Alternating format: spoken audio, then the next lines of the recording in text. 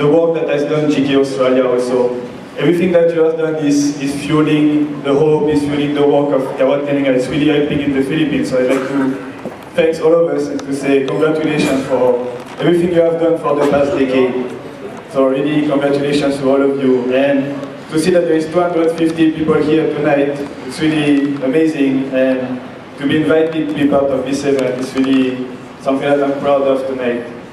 Actually, I came to the Philippines about 2 years ago now. I was studying entrepreneurship in France, master entrepreneurship, but I was not really happy with the traditional way to do businesses, with the things that my teacher was saying. So I was arguing with them also, and when I see all my classmates setting up businesses that are not creating jobs, are not creating any goods, then I don't understand the meaning of doing business. I'm not amazed by numbers or by business that make a lot of money, but I'm amazed by business that create good things. So I decided to take a break in my studies, and I decided to go abroad to see how things are working. And I traveled the whole world to come to the Philippines because I heard of Gawad Galinga. And this movement is actually catching a global attention. They receive the main award, but they also receive massive help coming from so many countries, including mine, including France. Like Tito Tony said, 500 of us came over the past 2 years to help Gawad Galinga. It's really inspiring the whole world. It's showing a new way on how we can change the world, and everybody wants to be part of it. So I'd like to thank all the Filipinos to show that way for all the work you have done. And Filipinos are some of the most hospitable people I found in my life. When I arrived in the Philippines, I went straight to one of the GK communities, the GK Enchanted Farm, when I stayed with one of the family of beneficiaries. So I learned how to live in the GK communities. I shared the food, I shared their life, I played with the kids. I was not speaking English well, I was not speaking Tagalog at all, but I was still enjoying my time. So after 3 months in the Philippines, I actually fell in love with the country, fell in love with these people, and fell in love with the Filipinas also, because for me, they are the most beautiful women in the world. Right? And like the daughters of Tito Tony, I want to make some cappuccinos as well. I want to improve my ways. But well, aside from that, I also came to the Philippines to work for GK. It's not only love story. So I started working for the Enchanted Farm as developing the different businesses, helping the social entrepreneurs that were there. As I said, my background was entrepreneurship, so I always had the idea of starting up a business. And I actually found so many of my answers in Gawad Galinga's message, in Gawad Galinga's vision. So I decided to drop my school and to start my business within the Enchanted Farm, within Gawad Galinga. So about 1.5 years ago, I was helping the other entrepreneurs, selling the products of the entrepreneurs, and I realized that we did not have anything to offer for the kids. And we are always selling the Enchanted Farm as a family destination. So I simply thought the idea of, let's make toys. Because kids like toys, so why don't we make toys? And my Tito, the person that was hosting me in the farm, was a carpenter. So back then I just said, let's make wooden toys that are very popular in France. But I was not really sure to stay in the Philippines at this time. I was just dropping ideas and maybe helping a little. But eventually I made some research and realized that close to 100% of the toys you can find in the Philippines come from abroad. Mostly from one country, I think, don't need to mention it. And the sad thing is that 80% of the toys contain toxic chemicals. So they have toxic chemicals in the paint, in the material they are using, and I found it really sad. Because the 83 kids that we have in the farm were my source of inspiration. And when I knew that the toys with what they are playing actually making them in danger, I decided to do something.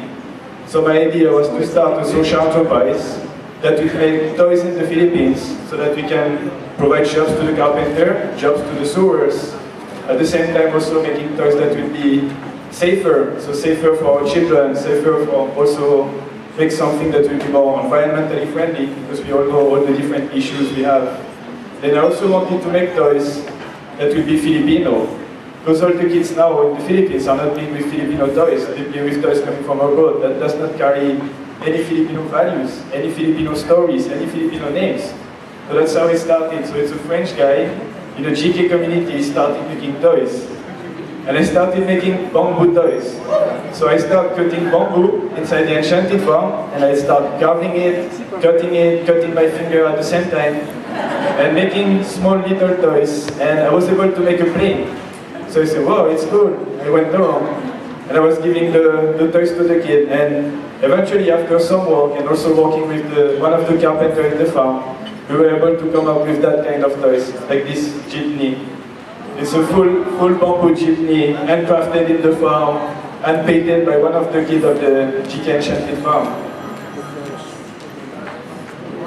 So this is made in the farm, and as you can see, it has the Filipino flag. It's not the French flag on it. It's really Filipino. We don't have so much bamboo also in France. But the thing is, it was really difficult because the bamboo industry was not well organized. Because Filipinos don't see the potential of their country. They don't see the potential of all the natural resources we have. That most of the industries are not yet organized. They don't value all the resources we have around. So any foreigners or any French that goes to the Philippines, they see a land of opportunities. Every morning when I wake up, I have a business idea. There's so many things to do in the Philippines. So I had a hard time to find my supply of bamboo, so I decided to make other toys so that I can start producing, because the bamboo we planted in the farm will take 3 to 5 years to be ready. So I didn't want to just wait in front of my bamboo, so I decided to make other toys. And I realized that many of the nanas we have in our GK community, many of the women, they don't have work anymore because most of the sewing industry has been outsourced to China. So they have the skills, but they are left behind. So I just decided to start making some items with them. So one with one of the tita called Tita Fe, and we decided to make fruits and vegetables because our GK communities is called Enchanted Farm. So what you can find in the farm is fruits and vegetables. So we started by making one items, one watermelon. You know, you translate watermelon in Tagalog, pakwan. So we decided to give them Filipino names also. So what we said, we want to bring stories, we want to bring Filipino names. So his name is Ali Pakwan. So it is all the Filipino, it's easy to connect with the boxer Manny Pacquiao. Then we realized that Filipinos start finding it funny, so we did it with some others.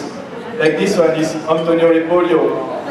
So Repollo means cabbage, and is inspired by Antonio Melotto, which is sitting over there. We did also the same for the other one. This one is Jessica Sagi. Jessica Sagi from Jessica Sanchez. Maybe she wants to sing later. No, we'll see. We have also Silly Crawford, and Uko Martin, and many of them. And that was just a simple idea of making stuffed toys. And with the skill of the woman, it was really easy to start. And for the past 6 months, we were able to produce more than 2,000 toys, handmade, hand-stitched by the nanas in our community. And the good thing is, we sold already 1,400 pieces of it. So it shows that people are looking for stories, people are looking for products that carries value, that carries advocacy. And if at the same time they are cute with Filipino names, it's pretty easy to sell in the Philippines. So that's how I started making some toys. But I don't want to stay there. For now I have just 5 women working with me. But my idea is to work with 500 women. So people are asking me, for how long will you stay in the Philippines? I will stay until I have 500 women that are working, making toys, and I'm sure that they are that have a source of income that's secure every week, that they can take care of their whole family. So that's the answer, until when I will stay in the Philippines. Until I have the 500 women working, making toys, and be able to take care of our family. So I think now the Philippines is really becoming the place to be in Asia, where many of the guys like me, Courteille, will go there and partner with Filipinos, because Filipinos are some of the most creative and most talented people in the world, aside from being also part of the most hardworking people. As I said, I fell in love with your people. Sometimes I wish I could have been born Filipino, but well, I will just make my kids Filipino, half Filipino at least. So I know you're here for having fun, so I will cut it short and just enjoy the evening. And thank you again for the invitation tonight. I hope my story will inspire some of you to go back and to consider the Philippines as a place to be and to start business. There's thousands of opportunities there, so I'm waiting for you there, guys. Thank you. Ciao.